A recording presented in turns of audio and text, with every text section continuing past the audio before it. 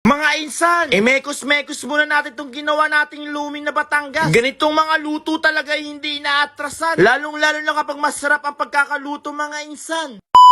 Another day, another luto serye na naman ang gagawin natin. Pumunta muna ako ng palengke namin para bumili ng mga gagamitin para sa luming Batangas. At bumili na rin tayo ng mga pansahog natin. Tulad ng squid bulatay, kikiam at bitukan ng baboy. Una ko muna palang ginawa dito pagka uwi ng bahay. Ay pinakuluan ko muna tong ating bitukan ng baboy. At saka prinito natin ito ng malutong. Isa to sa sahog na gagamitin natin sa lumi. At para naman sa manok natin, tinimplahan ko muna siya para magkaroon ng lasa. At saka iprinito na natin ito ng malutong. At pagkatapos na luto yung ating bitukan ng baboy at manok natin, ay binuksan ko na nga yung kikiam at squid ball. Bali ang gagawin lang natin dito mga insan, ipiprito lang din natin ito para magsabay-sabay na sila lahat. Hinugasan ko muna nga tong atay natin at saka inilabas na natin yung malaking talyasi natin. Kapag marami ang iluluto, malaking talyasi dapat ang ating gagamitin. Naglagay muna ako ng mantika natin dito dahil ang una natin gagawin ay ipiprito muna natin tong ating kikiam at squid ball. Ilalagay natin to sa ibabaw ng ating lumi kapag naluto na. Pagkalagay natin mga insan, imekos-mekos lang natin yan hanggang maluto. Imekos mo to the right and to the left. Kapag naluto na siya mga kagoy, saka mo naman natatanggalin ito. Ise-separate lang muna natin ito dahil meron pa tayong ibang iluluto. Bali ang ginawa naman natin sa atay natin, prinito na ginisa lang. Pagkalagay mga insan, imekos-mekos mo yan hanggang maluto ulit. Naglagay pala ako dito ng oyster natin para yung atay natin mga kagoy magkaroon ng lasa. At after na, saka naman natin haluin ng maigi. Bali hindi natin pala ito ipiprito masyado para hindi tumigas. Mga 5 to 7 minutes lang naman ang pagpiprito dito. Yung pinagprituhan na rin natin mga kagoy, nilagyan ko na rin pala ng tubig. 3 kilot kalahati pa lang iluluto nating lumi dito sa atin. Ibebenta rin natin dito sa harap mga kaagoy. Mga 5 pitchel na tubig na wasang nilagay ko dito at naglagay na rin tayo dito ng ating toyo. Bali katamtaman lang na toyo ang ating ilalagay dito para hindi maging maalat yung ating lumi. Titimplahan lang natin siya ng konting paminta at maglalagay rin tayo dito ng konting patis. At habang iniintay natin kumulo yung ating gagawing sabaw, nagready na rin ako ng napakaraming itlog para maihalo ito mamaya sa ating magiging sabaw. Mga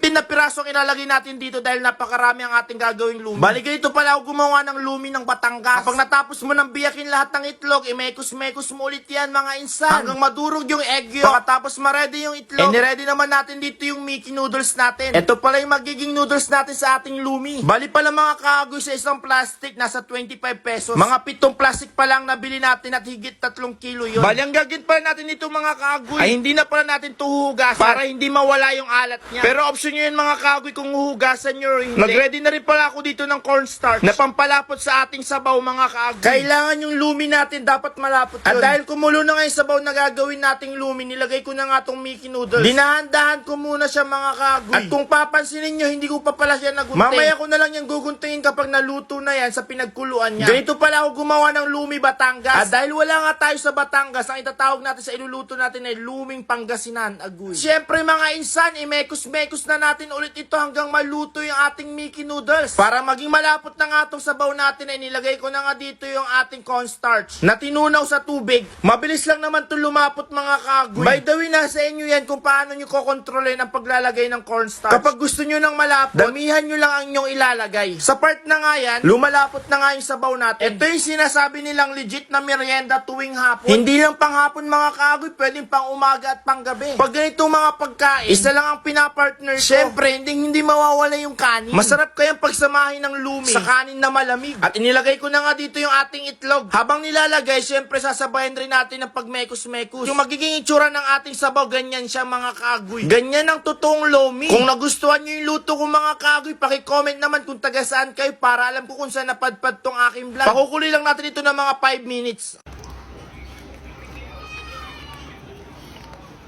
Kapag naging okay na, i-ready naman natin yung mga toppings natin. Bumili na ako ng chicharon baboy. At ilalagay lang natin ito sa ibabaw ng ating lumi. Palilibutin lang natin ito ng maraming chicharon hanggang ganito na yung maging itsura niya mga kagoy. Bali yung lumi pala natin ay putok-batok. At yung mga prinito nating mga kikiam at squid ball, ilalagay naman natin ito sa ibabaw ng ating chicharon. Kapag gagawa pala tayo ng lumi, dapat overload sa toppings para sobrang sarap pagkakainin. At ilalagay rin natin yung atay natin sa ibabaw mismo ng ating mga toppings. At yung iprinito rin natin dito na fried chicken. Kapag ganitong mga lumi, dapat hindi inaatrasan. Mga ganitong itsura pa lang ay nakakagutom talaga. Mga kagoy, kapag nailagay na natin lahat, saka naman na natin haluin ito. Pwedeng-pwede na yung ating luming Batangas. Ay luming Pangasinan. O tara po dito sa bahay, kain po tayo. Napakarami po nito. O sige na nga, hanggang dito na lang muna. Maraming salamat sa panonood. Bye-bye, agoy!